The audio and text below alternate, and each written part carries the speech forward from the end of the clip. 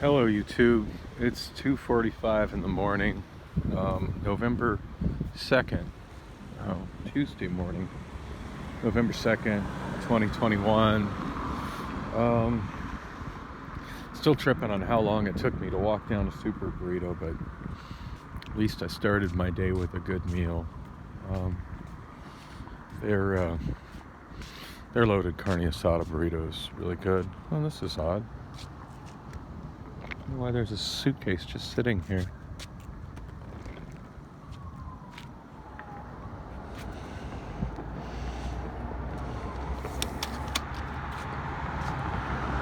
I don't really know what to think of that, but I found a nice suitcase.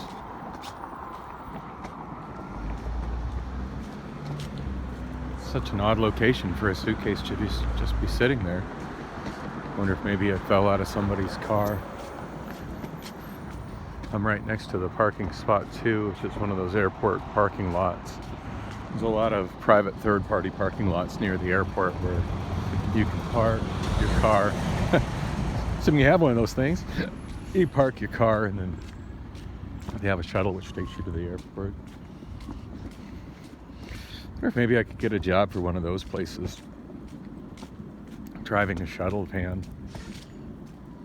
It's a thought. I don't have a CDL, but I think I'd do good driving a shuttle van.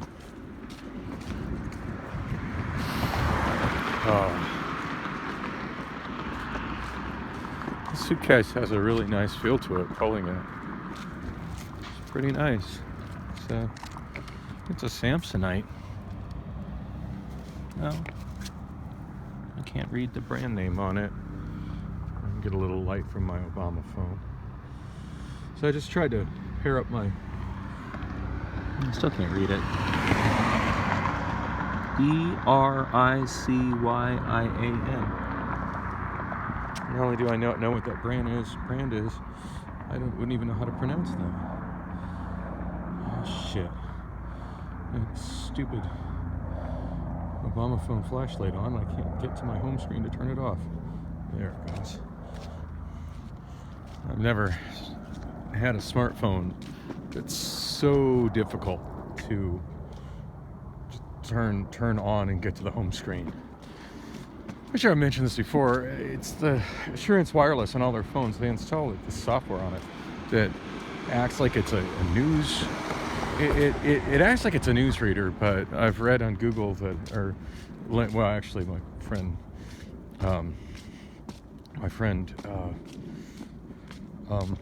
Jeff, the cell phone guy, he, while trying to figure out how to, because I was showing him, like, this is what makes this phone so.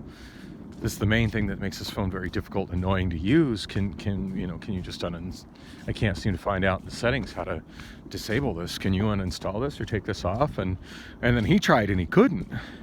Absolutely couldn't. And like tried disabling and uninstalling some services and some things, and he did some stuff. I don't understand all those control panels, but he did some stuff and absolutely didn't succeed at doing it, and was like, holy crap, that's annoying and frustrating. I'm like, yeah, tell me about it. I said, it shouldn't be that difficult to just open your phone and go to the home screen. I shouldn't have to go through all these hoops just trying to get to the home screen and have this thing constantly launching other programs and other browser tabs and shit and doing all these push through messages. How do I get rid of this? And he started Googling about it and found these articles that basically these companies that provide service for the Lifeline phone programs have contracts with these companies to where they get paid, which to me it seems like there should be something in the Lifeline phone that prohibits this. You know what I mean? Like, you're already getting, as a Lifeline phone service provider, you're already getting free money from the government.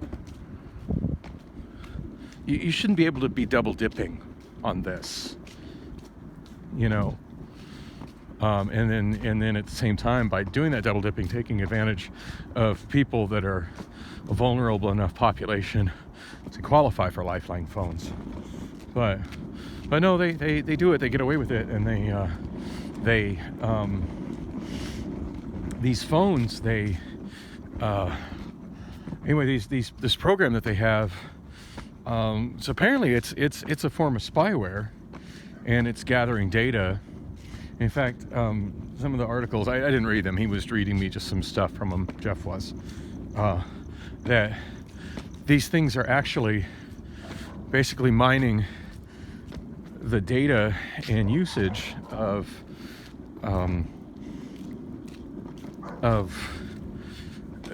the American citizens that qualify for these Lifeline phones, and then apparently sending that data to China, the Chinese government. I don't know. I'm probably talking out my ass on this, and I'm sure I'm getting a lot of details wrong. But just as somebody has to use it, honestly, I could care less what data the Chinese government gets from me. In fact, at this point, I feel like the U.S. government has failed me so miserable. Like I feel like the U.S. government and the Arizona government has failed me so miserable that I'm ready to give the Chinese government a chance if they want to come invade us. By all means. By all means. See if the CCP's got a job for me, because God knows Arizona doesn't. It's got a home and a life for me. I don't know. I'm frustrated with everything these days. Anyway, this stupid program it's extra bad on that phone, because that phone has such low resources, that it can barely handle operating the current version of Android that's on it. So put that additional thing on top of it, and it's all hard coded into the operating. It's all baked into the operating system. And it just makes the phone so not functional. I mean, you saw how much I was struggling just to turn off the goddamn flashlight.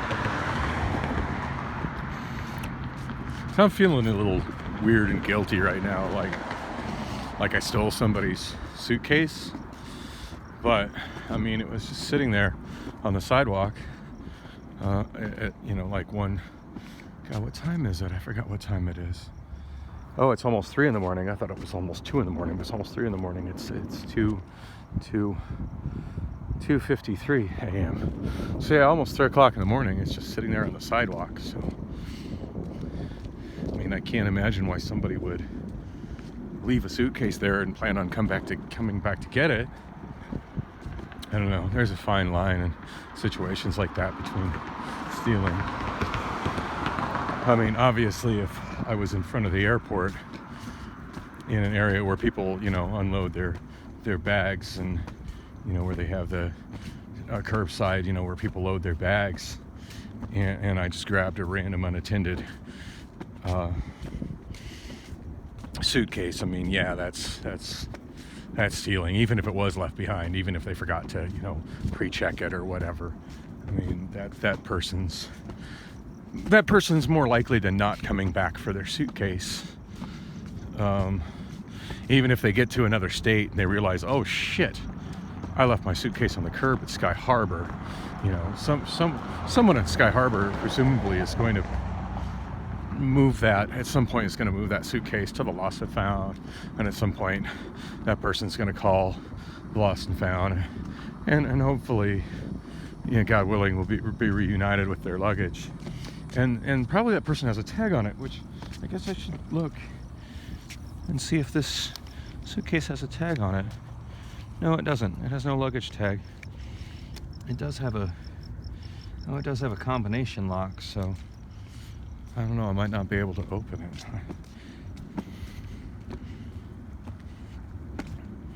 I don't know, I'll figure that out when I get home with it, I guess. Oh. So kind of before I got all sidetracked talking about how I ended up in Denver due to my transmission breaking and me not having the means to go back home to my apartment and my 2 jobs in Cheyenne, which of course resulted in me losing everything I owned in Cheyenne, and just suddenly finding myself homeless in Denver. well, with a broken down car. I mean, I could kind of drive it, but the transmission was really screwed up. Like wasn't shifting gears right. I don't know. Yeah, my car was messed up. But it would start and it would run, and I could run the heat in it so I could stay warm inside of it. John Oliver yesterday dropped a video on YouTube, and I believe it's his show on one of his shows on HBO, but it's also put up on YouTube. He does a monologue. I think it's weekly monologue. I used to watch it quite a bit. His politics are so left-wing nut that most of the time he tends to kind of cherry pick the information he presents, like most propaganda type stuff. That a lot of times I really don't enjoy it, but sometimes it's interesting, and he tries to put a little comic relief in him. Anyway, he put one yesterday about the problem with homelessness, and so of course I watched that. That's something I feel like I can really identify with. It's something that's so weird. Like, I mean, I'm not homeless, but like in my head, I've been homeless so many times that there's a certain part of my psyche that still feels like I am homeless. It's hard to explain that.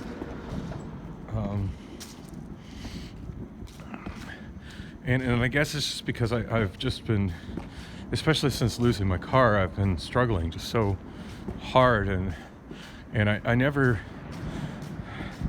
I mean, I guess I've had a couple of times in my life where I've sort of got ahead, but for the most part, I never really seem to get enough ahead that I feel like I'm not right on the cusp of homelessness.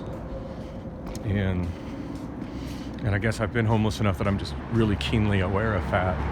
And I think a lot of people, especially people who go in the comment section of videos on YouTube about homelessness and just really bash on homeless people, don't really, I don't think they realize how close to homelessness they probably are themselves.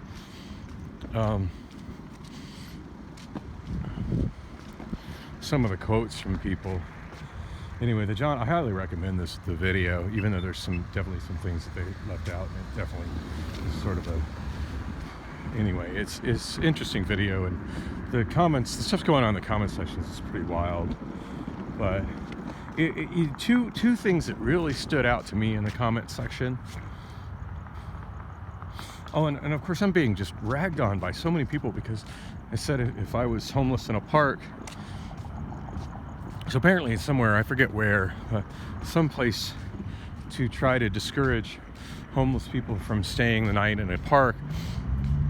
They've started playing music in the park that they're deliberately hoping will annoy homeless people to the point that they don't want to be there.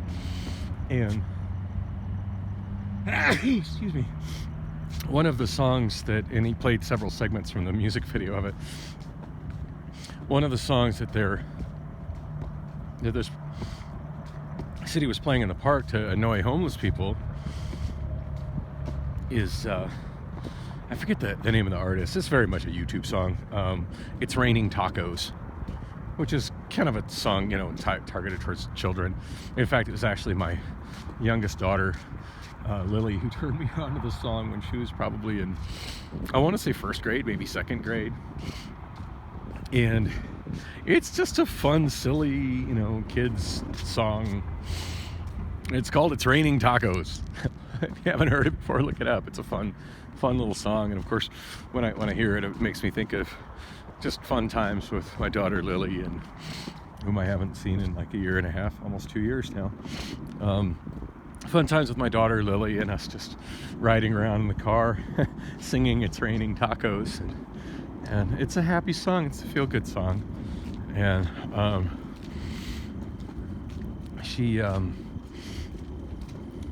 anyway, I just commented that if I was homeless in a park and that came on, that wouldn't be upset, that it would actually kind of make me happy, and that it would make me happy, and it would. And I have so many people that are just ripping me apart, and they're telling me I have no empathy for homeless people, and that I'm a jerk for saying that. And I'm just being honest. And it's like, oh, well, you can't imagine what it's like to be homeless. Motherfucker, yes, I can.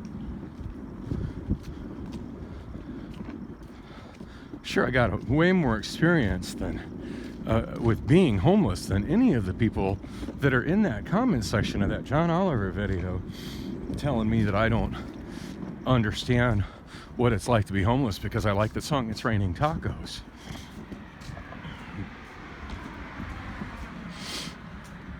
In fact, if there was a park right now that had that kind of music on, I would probably just go there and hang out, just to have something nice to listen to other than the voices in my head, which lately more often than not just sound like indistinct screaming. Somebody trying to get me to explain. It's like, well, you got voices, what are they saying? Are they telling you to do things? What are they telling you to do? And I think that's something that people that don't have the kind of mental illness issues that I have, that haven't, actually, they don't have schizoaffective disorder or schizophrenia. I think they understand that most voices are really, really indistinct. I mean, and the best I think to kind of maybe help you relate to it is walk into a busy, crowded place and sit and listen to the voices. I don't hear any voices. Are you fucking kidding? Because there's thousands of people. How do you not hear their voices? And I guess neurotypical people, I don't know if they just somehow block that out or they don't hear it or whatever. But like when I stayed the night at my friend's place, and I haven't talked to her since, and I think since that incident she just doesn't really want me around. But I had a pretty extreme panic attack there because I kept hearing this loud noise that was going like and come to find out it was their air conditioning. But I mean, I didn't know it was air conditioning. I just heard this loud, angry noise. It sounded kind of like this. There it is. There's air conditioning.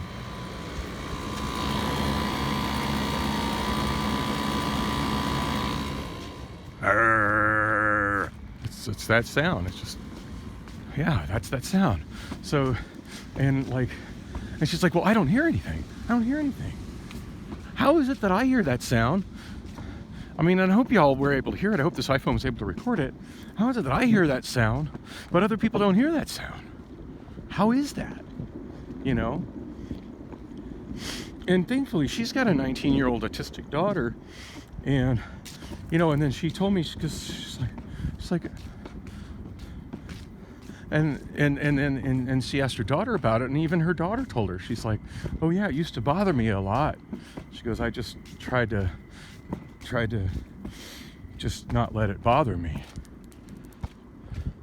And I just don't understand how other people just don't hear that stuff. I can just selectively turn it off. My Lord, I can just turn it off. So anyway, go into a crowded place and listen to the voices. Don't turn it off. So I think normal people somehow have this magical ability to turn it off, but don't turn it off. And listen. And actually try to listen. And then realize that the majority of the voices will be indistinct because they're covered up by other voices and other ambient noises. And while you can't really hear the words, or maybe you can only hear a few out of context words from these different voices in a crowded public place, you can generally tell the feelings from these voices. You can generally tell if it's a happy crowd or an angry crowd or a scared crowd or whatever. I mean, like at a football game, you can't really tell what everybody is saying in the stands at a football game, but you can tell they're happy sounds. They're happy cheering kind of sounds. And anyway, but sometimes when you're in a place like when you're in a riot, the sounds of the people around you are not happy sounds. Even though you can't make out the individual words of the voices, you can hear that it's angry voices. And I guess that's the best way for me to explain what a lot of times the voices in my head are like. It's too dark to get it on video, but there's people living in this park. I see a tent set up over there, and then looks like somebody on blankets over there. This park has been a magnet for homeless people for a long time.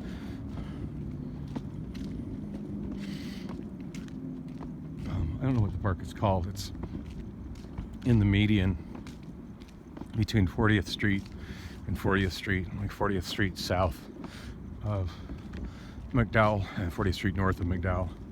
And then at one point in time they made it connect, and but the old alignment is still northbound traffic only up to McDowell, and then you can turn right. And then they turn the space in between the new alignment and the old alignment into a park. That's what this is next to me. I only saw a couple of spots that looks like homeless people sleeping. Usually there's a lot more homeless people in this park. My guess is that Phoenix probably went through recently, and the police went through and kicked people out. Oh.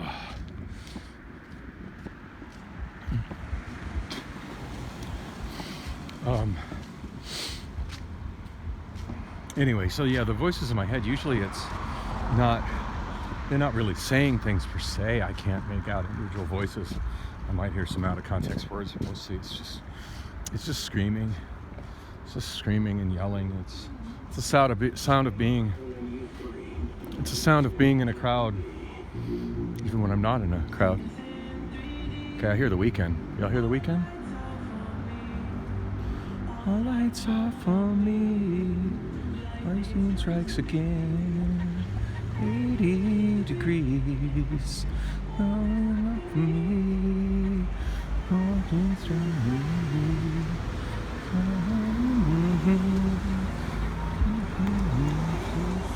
I can walk on water.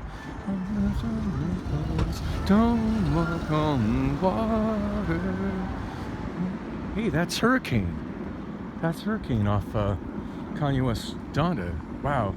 I wonder if he's playing that song or if it's actually on the radio. I think I heard a voice before the song came on, so I think that song's getting radio airplay.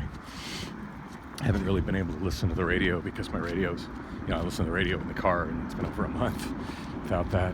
But I do think I heard Hurricane on the radio once though, right before I lost my car. I really like that song. I really like the Donda album a lot. Oh, there's True Med. That's a dispensary.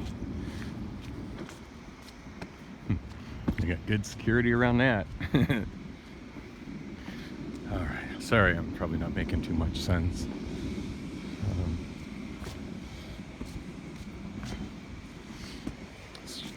Trying to keep all the thoughts in my head going in a single direction, just so I can, walk up the street. Trying to walk back home. I was actually going to walk to the bank and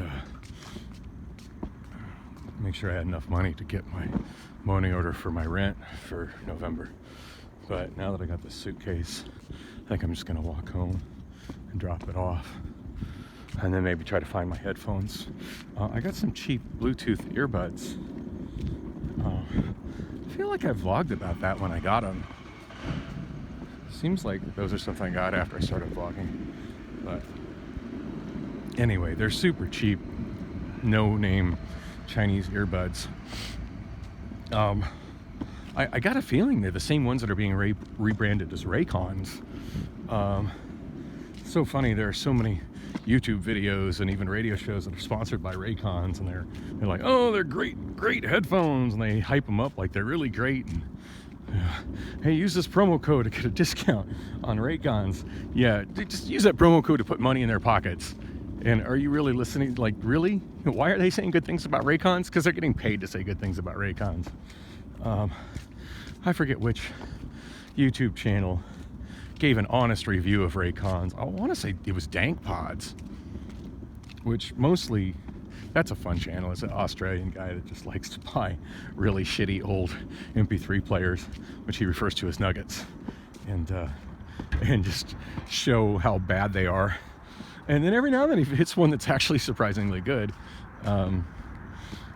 Speaking of nuggets, my iRiver, apparently the software has gotten corrupted on my iRiver, so it won't turn on anymore. When I try to power it up, it goes, the light comes on, the backlight comes on, the boot screen comes on, and then it shuts down, and it just keeps repeating that process and never gets past that process. I don't know how the hell I corrupted it, and I have no idea what to do to fix it. But I'm really bummed. I got that thing just a couple years ago, brand new in the package, and it's pristine, and now it's corrupted. And I really liked it. That was actually the main thing.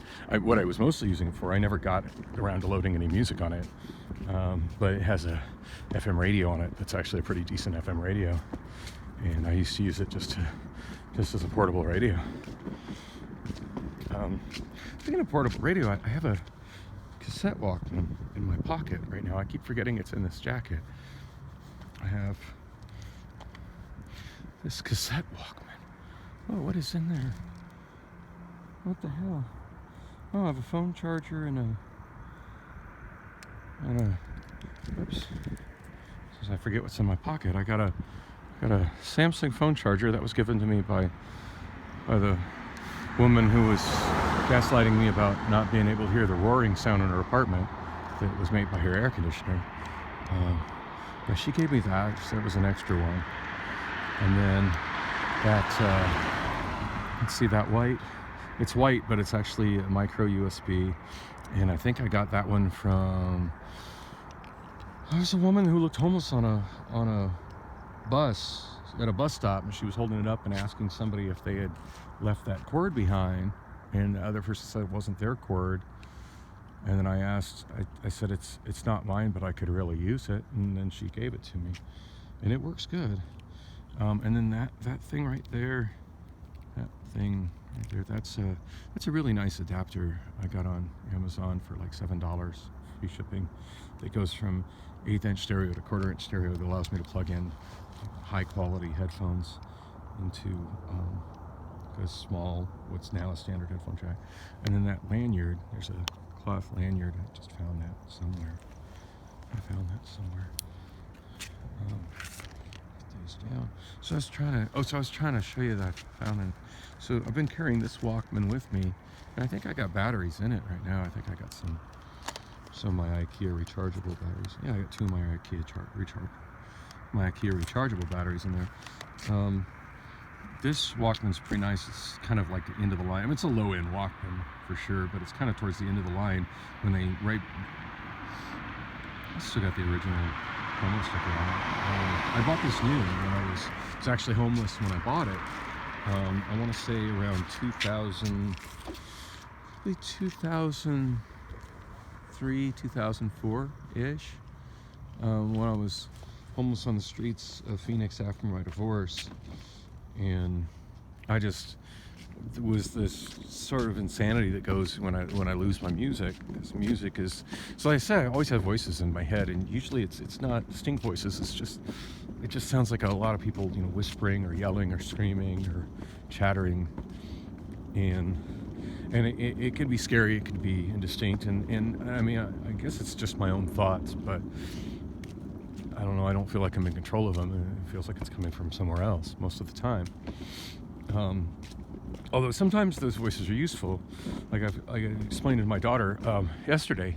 Well, I guess it wasn't yesterday because now it's Tuesday, but Sunday. I spent most of Sunday evening, late Sunday night, rolling around with her while she was driving for Uber Eats and DoorDash, because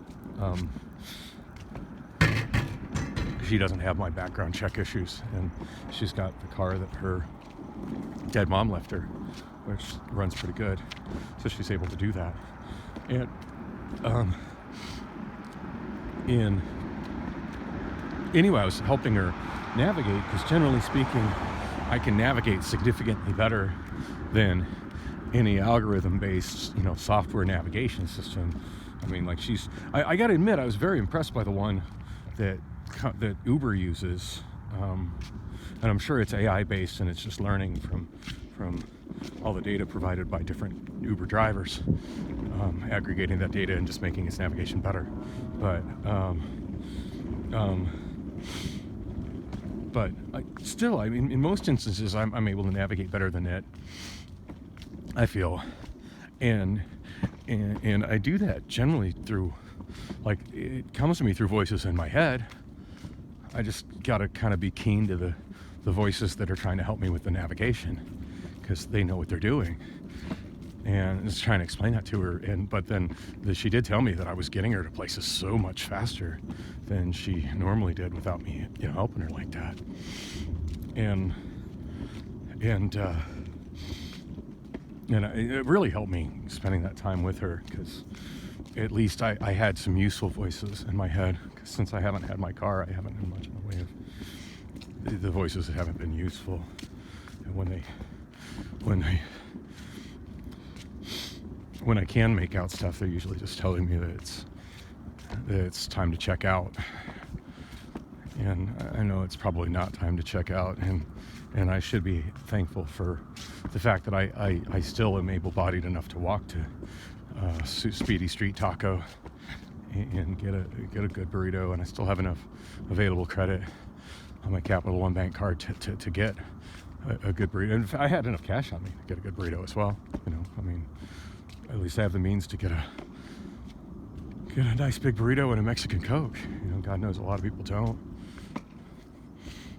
At least I'm able-bodied enough to walk up 40th Street, and hell, I still have an iPhone.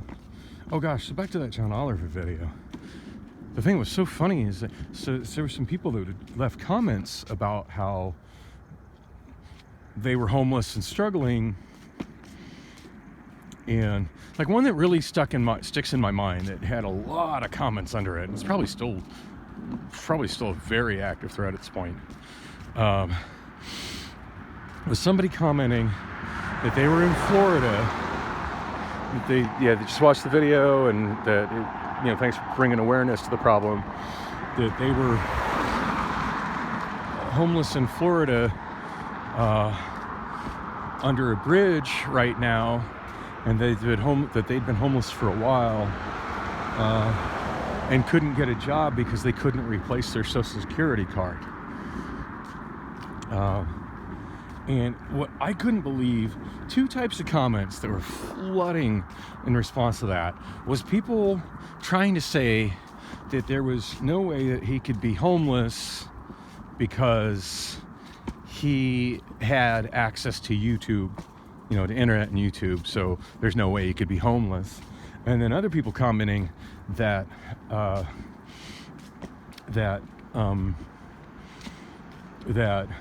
well, then it was his fault because he was homeless because he wasted his money on a phone and internet service when he should have spent his money on a home.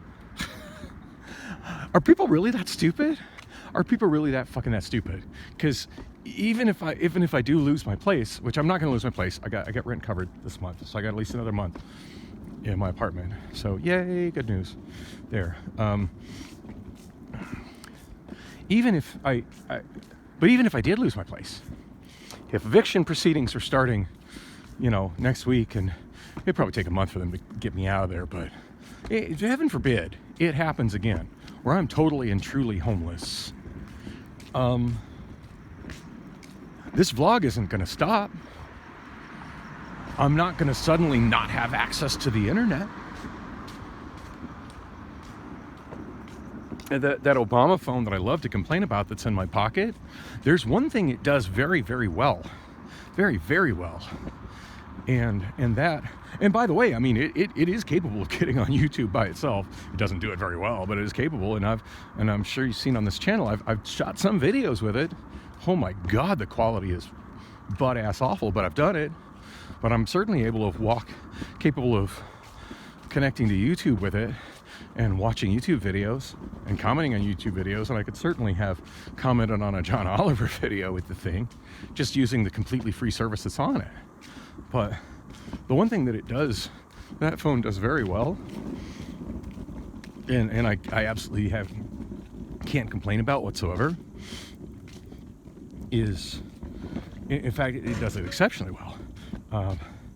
It's a great Wi-Fi hotspot. In fact, I'm only supposed to get 10 gigs of data a month to use as a hotspot, or to use period.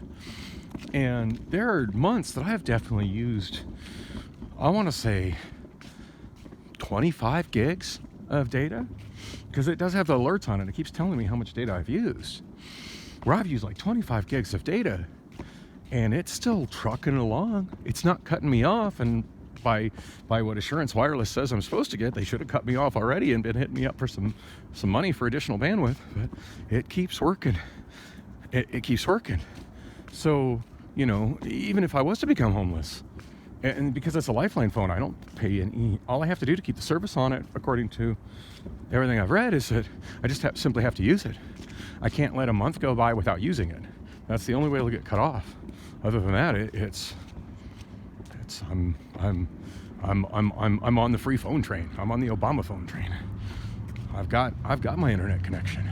That's one government program that, as annoyed as I am about the dysfunctionality of the phone and my inability to take that SIM card and put it in a better phone, even though I own better phones, and the fact that it's as a phone, it's god awful, and so many things just really don't work on it.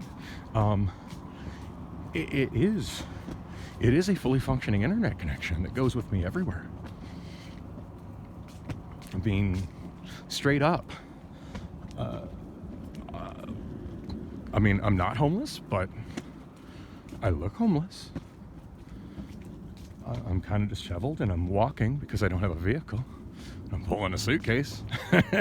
So, but I know beyond a shadow of a doubt that I have broadband internet in my back pocket right now that works. And I have an iPhone 6S Plus, which, while it's kind of a dated phone at this point, it's still fully supported. And in fact, it has the newest version of iOS on it right now. Just updated it last week, and it's still fully supported by it's a 5G phone. It's or 4G phone. I'm sorry.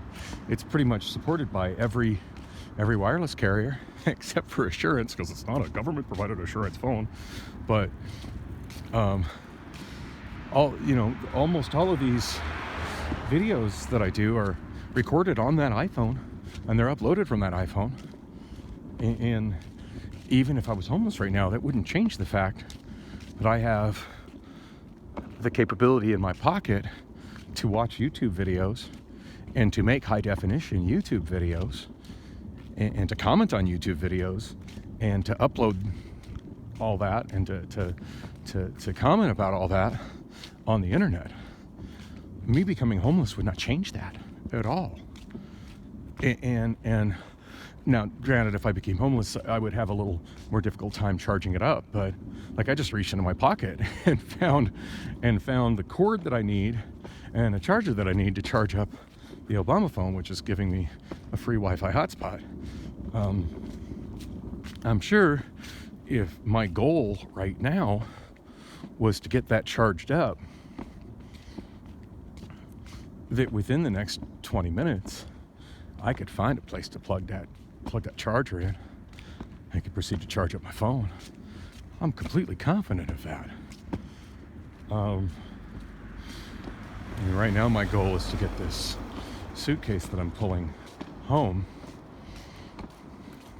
That's my current thing I'm trying to focus on, and just keep kind of talking to myself and recording more video. Not that it accomplishes anything. I can't imagine anybody spending 39 minutes listening to my incoherent rambling on here while I walk down Oak Street in the dark with a camera that doesn't really capture it worth shit because it doesn't do good in low light. I've been watching another YouTube channel. I forget the name of it, but it's a British Indian guy, really charismatic, and the guy's got like 10 million, almost 10 million subscribers, and he mostly does reviews of tech stuff and phone stuff, just lists of, like, I just watched a video of his doing, semi-recent video of his doing a review of like the 10 biggest smartphone fails, and just showing different phones that failed. One of them he showed that failed was a Samsung, maybe about 4 or 5 years ago, a Samsung. And he said that the reason it failed was somebody would buy a phone with such a niche feature would be the kind of person that would also shell out the money, because it's an expensive phone because of its niche feature, would also want a premium phone, and that's why the phone failed, because the specs on the phone were equivalent to like a 3-year-old smartphone. And yeah, so nobody's going to spend the extra money for. Anyway, I forget what it was called. It was some kind of a Samsung Galaxy, and it had a projector. It was kind of a thicker phone. Obviously, it needs to be thicker, but it had a projector built into it. Which, oh my God, how awesome would that phone be for a homeless person? And if it's considered such a massive tech fail, how cheaply can I probably find one on eBay? Oh yeah, and if I become homeless, I'm still gonna have an eBay account, and I'm still gonna have an eBay store. And I would probably try to move all the stuff that I have to my storage unit, and I would still be doing, to the best of my ability, taking every eBay order that comes in and packing it up and carrying it down to the post office and shipping it out, and doing my best to hang on to my 5-star rating, And if it got to the point where I couldn't do that, I would put my storefront, either end all my listings or put my storefront in vacation mode, so I don't get orders that I can't ship, and have that account go to hell the way my Amazon seller account did. But yeah, being homeless wouldn't stop me from having an eBay account. It also wouldn't stop me from having a PayPal account. And there's money in my PayPal account. There's crypto in my PayPal account that keeps going up in value every day. And while the roughly $400 that it's probably worth right now to most people isn't enough money to care about, it's a lot of money to me. And to me as a homeless person, that's a pretty major resource for a homeless person. And I could totally see me as a homeless person deciding that it was worth the effort to spend. And I'm ballparking. I don't know what this particular smartphone sells for used, but outdated cell phones tend to sell pretty freaking cheap on the internet. I'm just gonna guess $50 or less. And let's not forget, I probably still have about $600 in credit on PayPal as well. So, I could easily, as a homeless person, get that phone, that Samsung, with the projector built in. And how cool would that be? Not only could I watch YouTube videos and comment on YouTube videos that John Oliver does about homelessness, but I could do them in a space like right here. Right here. I sit here in this grass. Probably nobody will fuck with me in this grass for a while. And there's that grass is kind of wet. I don't like that. And here's a cinder block. Oh, it's so dark you can't see it. There's a cinder block wall, and there's spikes on top of the wall to keep riffraff like me away from those nice apartments that really aren't such nice apartments on the other side. But I can sit right here in the gravel where I don't get wet. I sit here in the gravel where I don't get wet, and take and project. Use that phone that's considered one of the 10 greatest smartphone fails, and project YouTube videos on that wall. I could sit here and watch a big screen TV on that wall while I'm homeless.